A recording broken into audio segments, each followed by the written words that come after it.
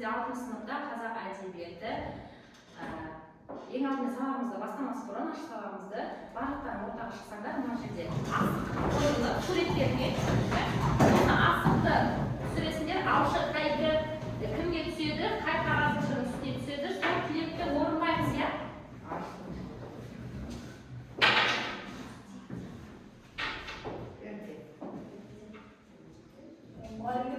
мұғалімге тілек сабағыңыз жақсы қызықты бола берсін. жақсы рахмет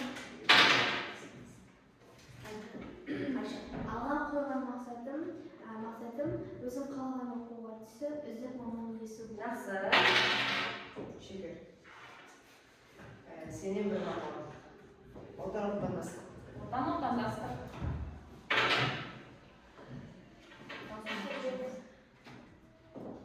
Ең ұзын досымды құшақта. ең ұзын досыңды құшақта дейді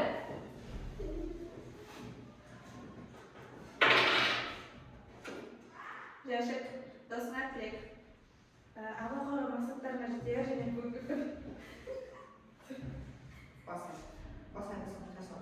сәттілік тілейді бүгінгі күніне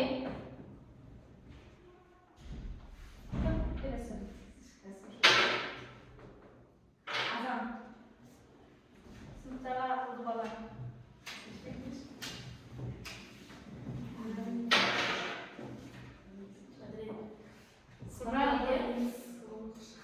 сыныптағы ең сүйікті құшақтар осы сәтті пайдаланып құшақтап алайық. Осы сәттен барлығымыз дереу топқа бөлініп кетейік. Топқа. Ана жердегі қаншыны таңдаңдар. Бір-бірден.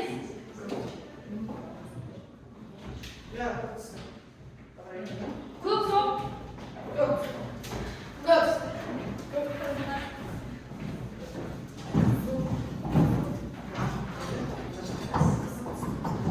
Қызыл түстер бір жақта, қызыл түстер бір жақта жасырмай алыстан тартады. Қызыл түстер.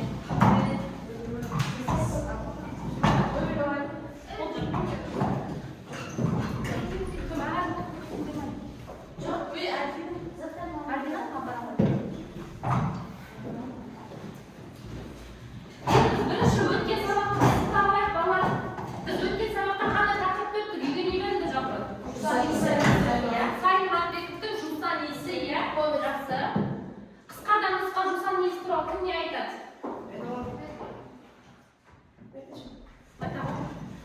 Жусан иісі бұл жерде Аян деген баланың соғысқа кеткен көкесі туралы айтады. Аян ағасы соғысқа кеткеннен кейін оған қаралқа барген ағасы қайтыс болған туралы. Және де ол ауыл балалармен тез тіл табысып оларға хат жазып береді. Сосын ол ағасына хат жазады. Бірақ ағасы қайтыс болып кеткеннен кейін ол ағасын сағынып, оның жейдесін иіскеп, содан жусанның иісі шыққанына байланысты ол Жақсы, бізде келесі топта қызылдар тобына кім не айтады? Бұл жусан иісі шығармада Аян туралы айтылған. Аянның әке-шешесі қайтыс болған соң, ағасы соғысқа кетіп, одан кейін ол әжесімен ауылға көшіп келеді. Сосын ол ауыл балаларына ертегі оқып береді. Сосын ол ауыл балаларына әріп үйретеді, хат жазуды үйретеді. Сосын ол балаларға ағаларына хат жазады. Жақсы отыра ғой. Жаңағы топқа бөлінгенде сендердің көктем тобы және қызылдар тобы деп бөлініп қоя. Мына жерде бізде қызыл көкпаршылар тобы, мына қатарда отырғанда бізде көкпаршылар тобы. Бүгінгі біздің ойынымыз, сабағымыз ойын түрінде өтеді, яғни көкпар ойыны ұлттық дода. Көкпар ойынын өздерің білесіңдер, ол біздің ұлттық құндылығымыз, ұлттық ойынымыз, біздің қазақы дәстүріміз, салтымыз. Сондықтан бүгінгі біздің сабағымыз осындай көкпар додасындай бір қызықты бір өтеді деген сенімдемін. Сондықтан қазір сендер мысалы әрбір топтан бір оқушы жауап берсе де кез келген сұраққа болсын, үй тапсырмасы болсын, басқа да осы орталық тапсырмалар бойынша жауап берген топқа бір-бір лақтан таратылып отырады. Және екі топта үй тапсырмасы бойынша жақсы пысықтап өз ойларын айтты, екі топқа бір-бір көкпар лағын береміз. Енді өздеріне өткен сабақта қолданылған ой парақ ұсынылған болатын үй тапсырмасы ретінде. Соның қане үй тапсырмасын өткізесіңдер ма? Ой парақ бергенмін, бізде мына жерде мирас ой парақ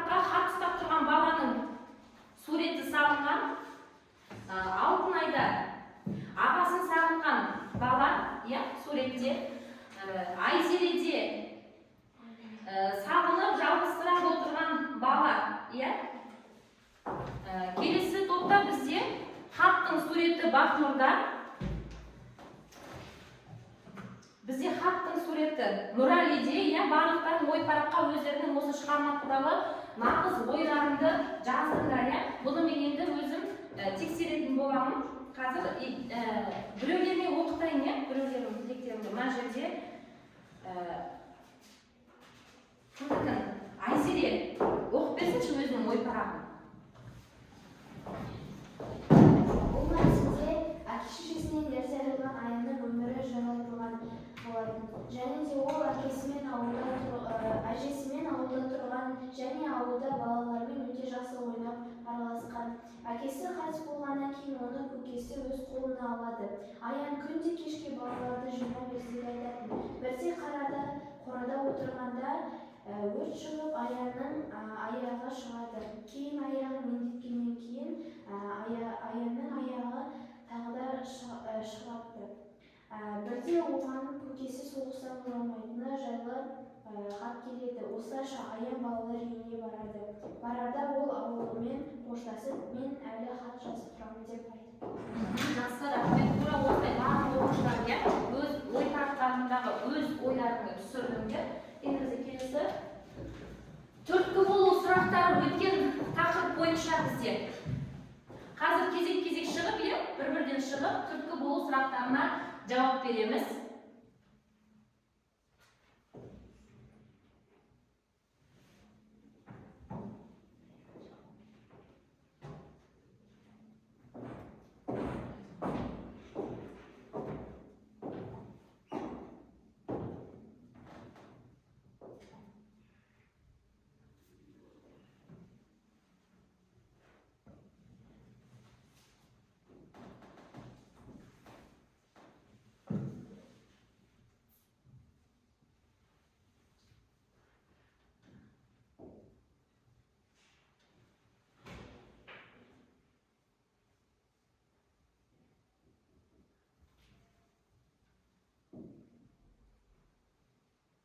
Бұл дайын болғанша бізде бір ойын ойната берейік па?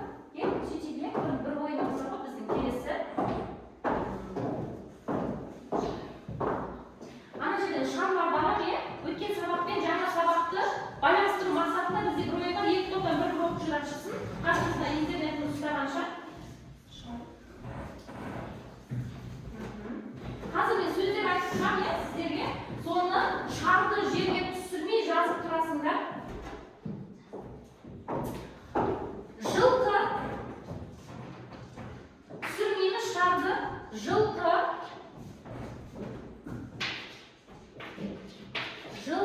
Аян, шана, жылқы, Аян, шана, тортай,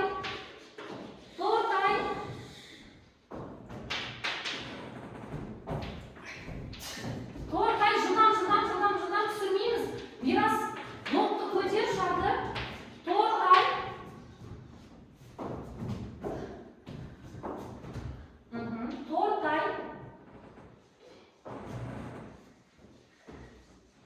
Жақсы. Ертегі, жылдам ертегі. Ертегі, шарды қос көтереміз. Ертегі.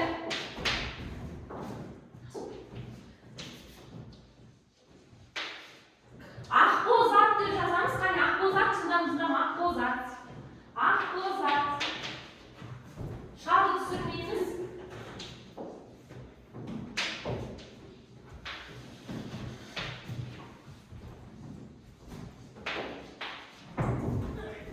Жақсы болды, отыра ғой. Біздің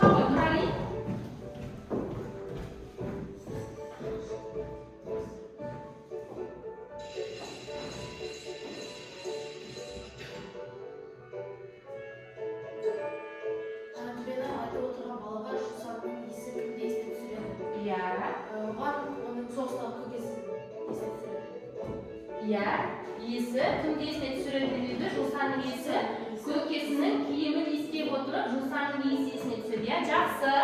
Келесі. Альбина?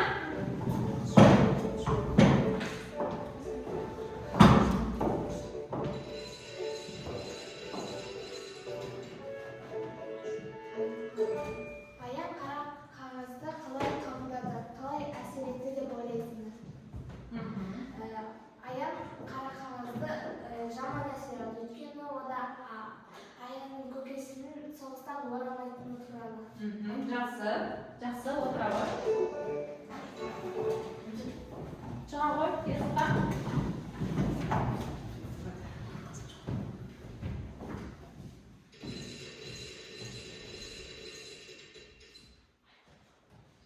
Бүгін сенің жолың болды дейді.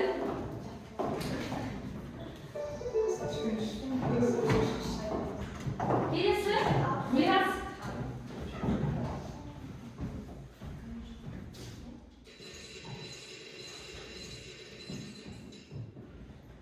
Аянға келген қара қағаздың басқалардан айырмашылығы неде? Ол көкесі өмірден өткені жайлы Иә. қара қағаздың ішінде. Жақсы, отыра ғой. Айзере.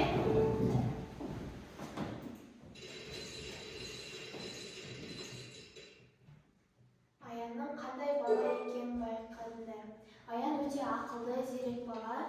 Ол бала кезінен өте мейірімді болған, өйткені ол әжесімен бірге, әке-шешесінен ерте айырылғаннан кейін ол әжесімен ауылда көшкеннен кейін балалармен жақсы қарым-қатынаста болып, өте зерек хат жазуды үйренген болатын, және балаларға үйретіп, ертегілер ойынын құрастырып балаларға арнаған. Жақсы, отыра ғой. Не? Келесі, Алтынай.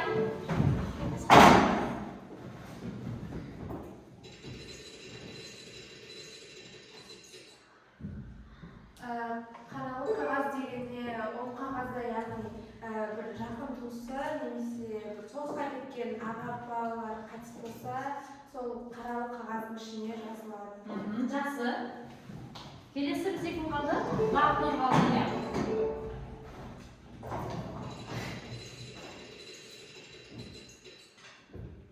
Балалардың арманы қандай еді? Балалардың арманы соғыстағы әке-шешелері, әке ағаларын көру және олар хат жіберу болды. Жақсы. Отыра ғой. Болды ғой. Иә?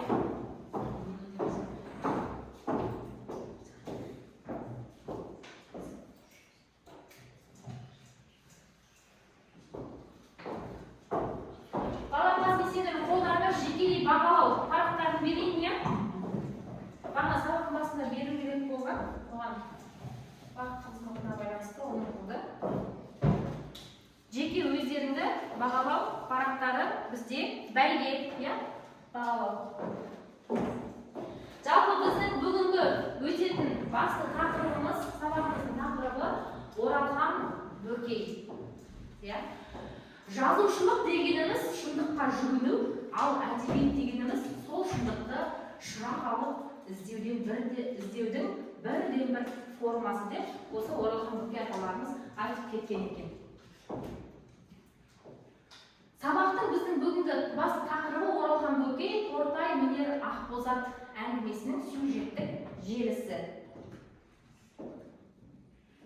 Мақсаты Оралхан Бөкей өмірін айта отырып, шығармашылығына тоқталу, Тортай мінер Ақбозат әңгімесінің мазмұнын бекіту, сюжеттік желісі мен кейіпкерлерге талдау жасау. Әңгіменің басты тақырыбы мен негізгі ойы туралы өз беттерімен және топпен білім алуға үйрету, оқушылардың білім дағдысын, білік дағдыларын қалыптастыру. Жалпы Оралхан Бөкейдің туған жеріне келетін болсақ, Оралхан Бөкей Шығыс Қазақстан облысы Қатон-Қарағай ауданы Шыңғыстай ауылында 1943 жылы дүниеге келген. Үндістан, Дели қаласы Алматыда жерленген 1993 жылы яғни. Жазушы, драматург, журналист, Қазақстан Республикасы мемлекеттік сыйлығының лауреаты, Қазақстан Республикасы жастар сыйлығының лауреаты, Островский атындағы бүкіл одақтық әдеби сыйлықтың лауреаты. Алты алашты аузына қаратқан атақты жазушы, философ, драматург жер шарының 1/6 бөлігінің небір танымал жазушыларының таңдайын қаққызған, Европа мен Азияның бірқатар елдерінде кітаптарын бастырған, жастар сыйлығының республикалық Абай атындағы мемлекеттік сыйлықтың лауреаты Оралхан Бөкейдің осы бүгін біз өтетін Тортай мінер Ақбозат әңгімесі. Мына жерде Оралхан Бөкеев отбасымен ол өз туған жерін жанындай сүйген, оған мәңгі ғашық болған, осы өзіміздің шығысымыздың шырайлы жерлеріне ғашық болып, осы шығыс Қазақстан туралы әңгімелердің барлығында өзі арқау еткен. Өр Алтайдың сұлулығын бейнелеген, бірақ оны жырға қосатын, сұлулығын көрсететін ақын, жазушылар кем-де-кем. Мен Алтайдың сұлу табиғатын, сарқылмас байлығын танытуды мақсат етемін. Мен мақсатыма жетемін және оған сенемін деп ол өзі айтып кеткен екен. Туысқандар ортасында Оралхан Бөкеев. Қазір бізде жаза үйрету ойындары, оны бағана біз өтіп кеттік, мына жерде сен ұстамағаннан кейін осы ойынды ойнадық. Тортайдың өз әлемі, Тортай дүниеде пір тұтар нәрсесі, Тортайдың ішкі жан дүниесі және оның өзіндік арпалысы. Сканерлік оқу әдісі бойынша алдарындағы кітаптарыңды ашамызда қазір 5 минут осы Тортай мінер Ақбозаттың бірінші бөлімін оқып шығайық. Топ басшылар оқысын. Немесе барлығымызда оқитын кітап ашайық та, оқимыз. Одан кейін топтан бір адам түсінгенін айтады. Қысқа мазмұнын айтамыз. Сол бөлім бойынша.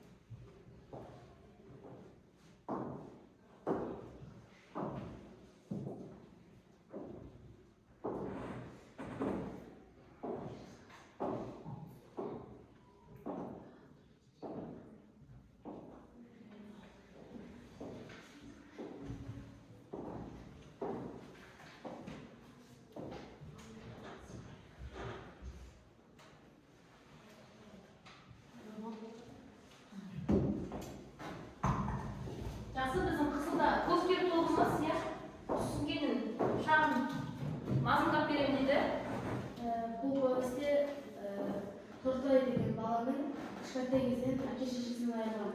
Және де ол білімге өте құштар болған. Оның тек жалғыз досы болған, ол Ораш болатын.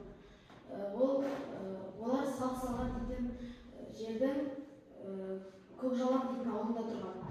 Ол жақта Тортай тек қана Орашпен ғана араласатын. Оның құлағында кісі болатын, дұрыс естімейтін. Ол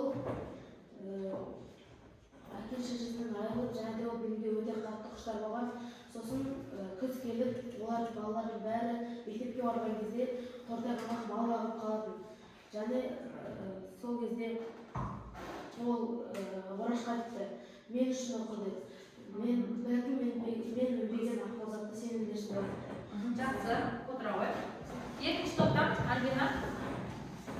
Бұл шығармада Тортай туралы. Тортай әке шешеден тым ерте айырылған. Сосын ол көп балалармен араласатын, бірақ Ораш деген досымен жақсы араласатын. Ең жақындысы ол болатын. Сосын Тортай көп кітап оқитын. Оның құлағы дұрыс естімеген соң ол әңгімеге шорқақ болған. Бірақ тек Орашпен ғана әңгімелеседі екен. Сосын бір кезде Ораш Тортайды үйіне іздеп барады. Оның үйінде бір үңгір сияқты өзін қойдың терісінен жасалған төсек сондай тұрады. Бір бұрышта үйілген көп кітаптар. Ораш өзі екі тізесін құшақтап ойланып кетеді. Сосын оны Ораш тауып алады. Одан кейін Тортай Орашқа қайт деп ұрсады.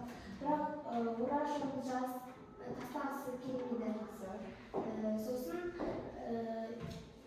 одан кейін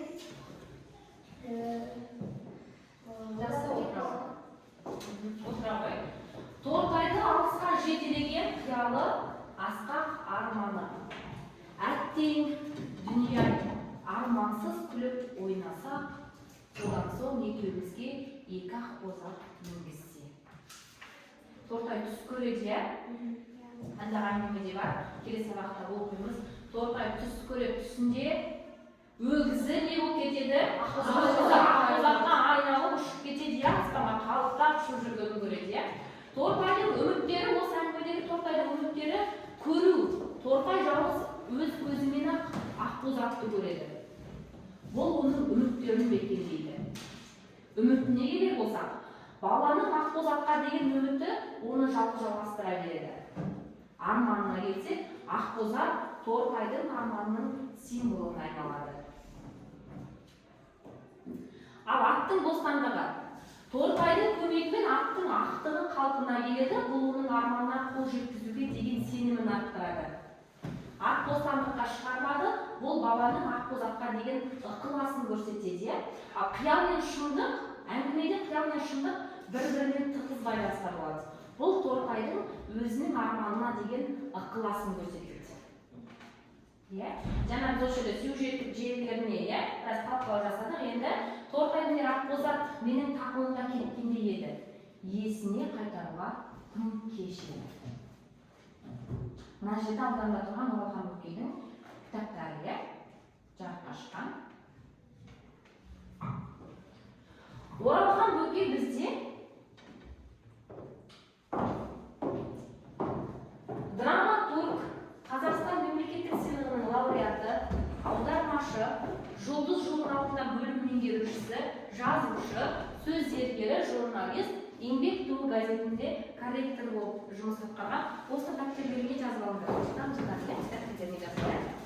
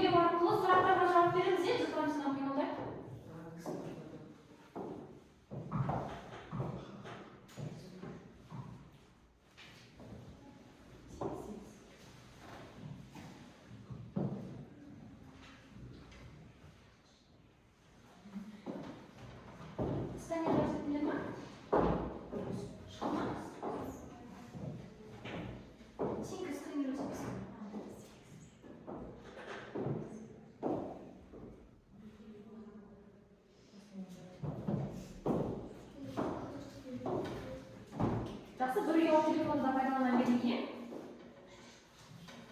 Бұнда қайтесін ауыстырамын. Орнынан алып келе отырмыз. Жылдам бізде 5 сұрақ бар.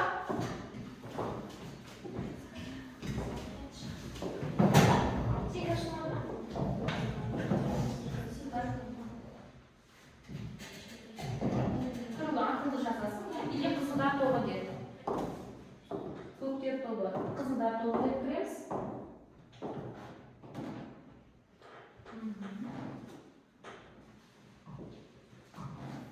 Көктер тобы, қызылдар тобы кірді, иә? Бірінші сұраққа жауап береміз. Бірінші сұрақ бізде көк өгіздің арғымаққа айналып жер тартып кеткенін үстінде кім көрді?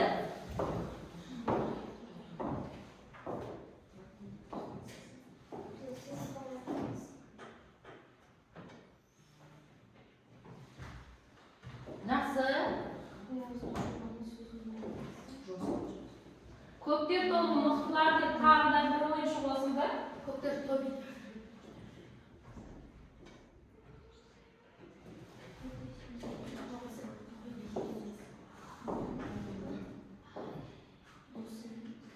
Тортай сен түбі сол ақбозатқа мінесің деп айтқан кім?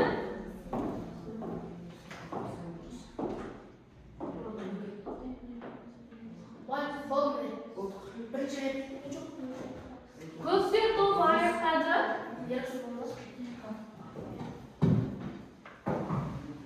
Көктер тобында барлық сұраққа дұрыс жауап берді. Қызылдар тобының бірінші сұрағы қалды. Жақсы оқушылар. 300 көк бардан берейін, сендерге 3 лақсаш берейін, е?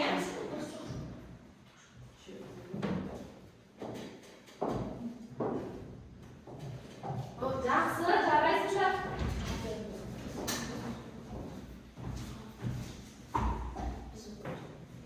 Енді мына жерде біз жаңа шындық жалған деген ойын ойнадық, иә? Енді мына сендерге жұптық жұмыс таратайын, жұптық жұмыс. Сендер үшеу болғаннан кейін үшеу осы тапсырманы орындай береміз, иә? 3 шақты күнделік жұптық жұмысы сендер екеуіне бір топ, екеуі бір жұп боласыңдар, иә? Қане? Жылдам жазамыз. Бұл жерде бізде шығарманың аты, жанры және формуласын табу. Өткен сабақтарда түсіндірілген.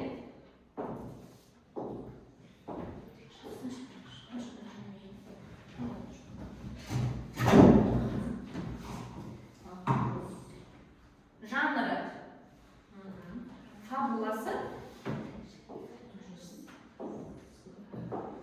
Фабуласын шатастырмаңыз, толық мазмұнын жазып қоймаймыз, иә? Ертерек жазып қояйын.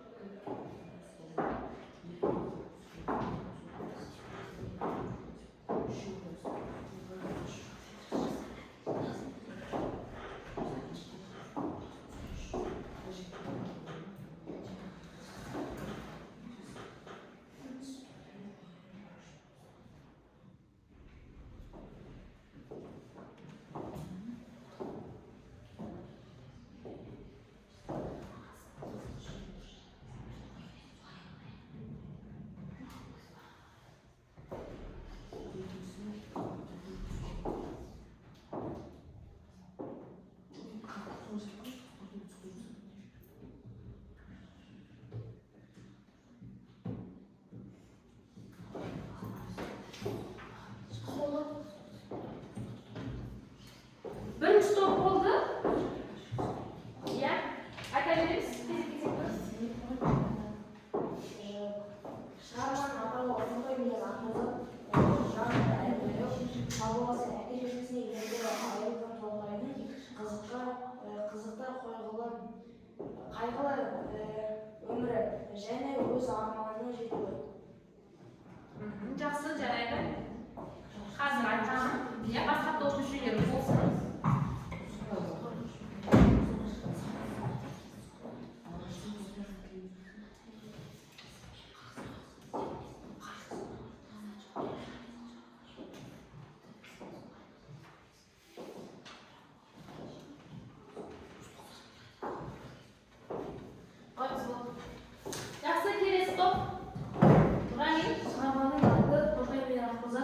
жанры әңгіме, фабуласы бірінші Тортай мен Ораштың достығы, екінші Тортайдың арманы, үшінші Ораштың Тортайды қимауы.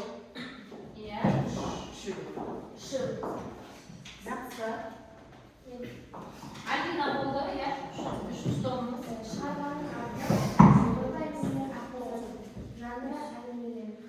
Фабуласы әке шешесінен айырылуы, Орашпен кездесуі, екі жолдың қауышпауы. Жақсы, оқушылар мына жерде сендер фабуласына әңгімені рет-ретпен мазмұн жазып жатырсыңдар, иә. Жалпы фабуласы дегенде соның ережесін ғана жаза салуға болады, қысқартып, иә. Фабула дегеніміз ол әңгіменің сол рет-ретімен айтылуы, иә. Жақсы, барлықтарын рет-ретімен айттыңдар. Сендерге құлақ берген жоқ, иә.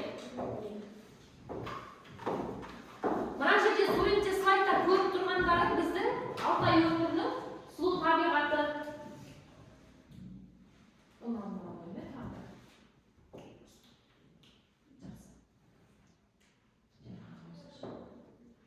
Бұл дүниеде бір тұтар жалғыз-ақ нәрсем бар. Ол кітап. Дейді Тортай. Кітап ғылым, тілсіз мұғалім. Кітаппен дос бол, кітаптың жомарт беттері көзіңді ашар. Адал дос, одан жоқ тегі. Кітаптың адам өмірі мінезі үшін қандай маңызы бар? Бір сұрақ сендерге. Ол сұраққа жауап берейінші, кім жауап береді? Иә.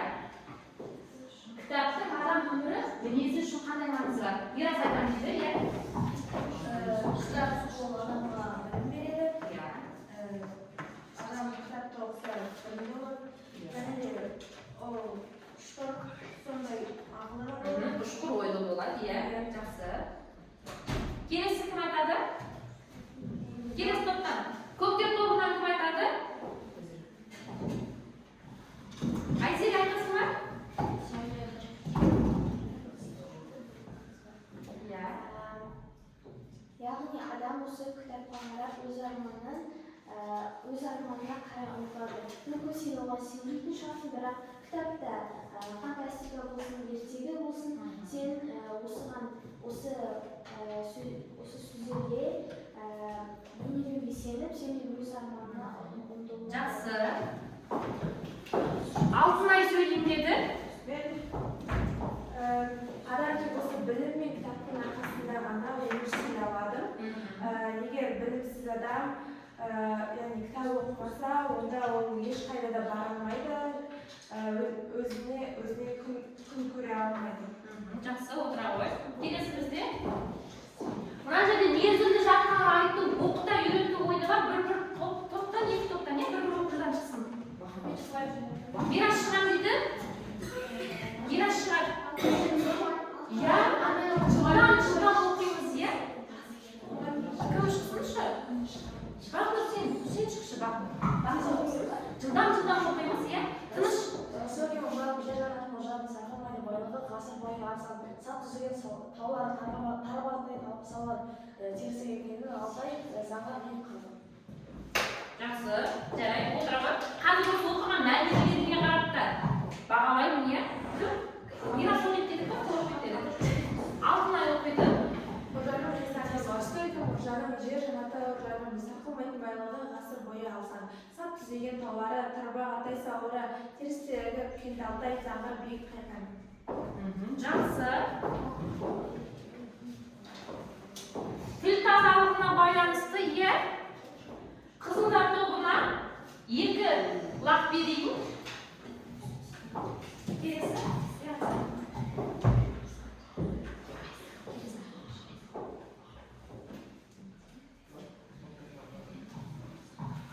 Қарап отырсыздар ғой, біздің Алтай, кент Алтайымыздың табиғаттары, иә? Бұл негізде жан жануарлары, иә? Өсімдіктері, иә? Табиғаттағы өсетін өсімдіктер, балықтары. Жақсы, сендердің қолдарыңа жеке бағалау берілді ғой. Бүгінгі сабақ туралы өздерің жалпы өздеріңді қалай бағалайсыңдар? Жекелей бағалау парақтары тапсырылды қолдарыңа. Өздеріңді бүгінгі сабақта қалай Мен 9. Альбина өзі 9 балмен бағалады. Мен де Альбинаға 9 деген бал беремін. Иә, жақсы қатысты сабаққа. Мирас? Мирас та өзіне 9 деген бал берді. Жақсы. Алтынай? Бізде қызылдар тобы өздерін 9 деген шекті балмен бағалап жатыр. Бақнұр? Мен өзімді 8 балмен бағаладым. Бақнұр өзін 8 балмен бағалады. Айсері өзіне 9 бал берді. Мен өзіме 7 бал бердім. Жақсы. Шыншыл бізде, иә? Нұрали? Нұрали өзін 8-бен бағалапты. Жақсы, енді балалар мен сендердің қолдағы үй тапсырмасын беріп тастайын бірінші, иә?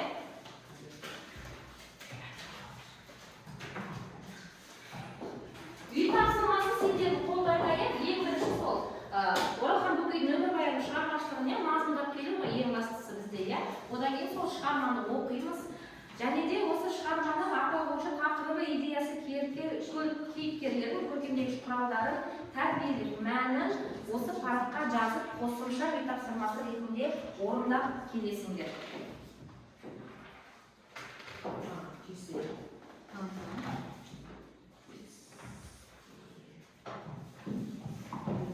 Бұл қосымша үй тапсырмасы сендердің қолдарында жекелей тапсырмалар. Енді бүгінгі біздің көкпар сабағымыздың ойынымызда өз мәресіне жетті. Сондықтан алдарындағы ұлақтарымды санап қазандыққа апарып салайық. Қазандыққа. Қызылдар тобы неше лағышынар екен?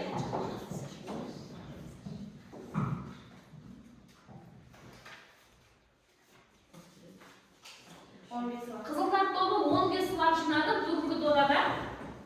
Санамыз қазандыққа сала ғой. Бізде 17 бал. Санадың ба? Сала ғой. Жақсы, бізде негізі көктер тобы сан жағынан қарап тұр, иә бізде? Жақсы. Онда бүгінгі біздің додамызда көкпарымыз көктердің қанжығасында кетті. Құттықтаймыз көктер тобын. Бүгінгі ойында жеңіске жетті. Құрметті оқушылар, бүгінгі сабаққа қатысқандарға көптен көп рахмет. Барлықтарың белсене қатыстыңдар. Бағалауларыңда өздерінің дәрежелеріне лайық болды. Шынайылықтарыңды да көрсеттіңдер. Бүгінгі сабақтарға үлкен рахмет. Болашақта үлкен бір мамандық иесі болыңдар. Келесі сабақта кездескенше